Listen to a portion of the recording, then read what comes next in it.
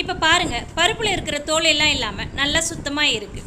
இப்போ அதை ஒரு மிக்ஸி ஜாரில் கொஞ்சமாக போட்டு பருப்பை 1-2 அரைச்சி எடுத்துக்கலாம்.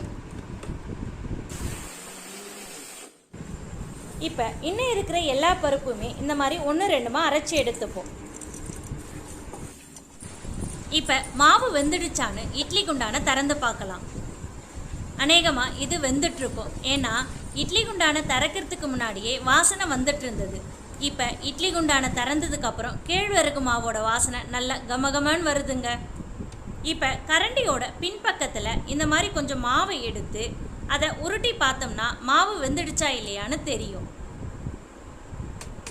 இப்போ இங்கே மாவு ரெடி ஆயிடுச்சுங்க.